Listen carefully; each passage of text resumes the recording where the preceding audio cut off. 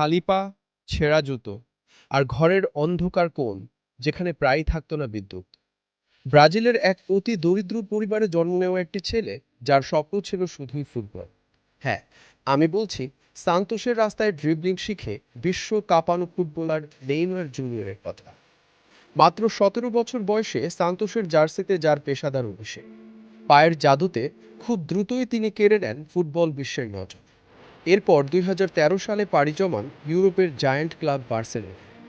Lionel Messi আর Luis সুয়ারেজের সাথে মিলে গড়ে তোলেন ফুটবল ইতিহাসের সবচেয়ে ভয়ঙ্কর আক্রমণ ভাগ, এমএসএন।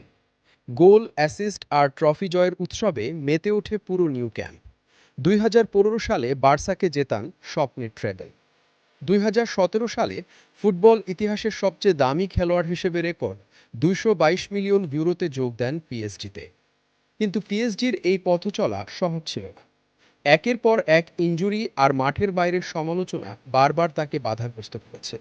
কিন্তু প্রতিবারই তিনি মাঠে ফিরেছেন স্বমহিমায়, কোটি ভক্তের মুখে ফুটিয়েছেন হাসি। আজ তিনি খেলছেন সৌদি আরবের আল হিলালে। তবে ফুটবল সম্রাট পেলের সর্বোচ্চ গোলের রেকর্ড ভেঙে নেইমার আজ ব্রাজিলের ইতিহাসের সর্বকালের সর্বোচ্চ গোলদাতা।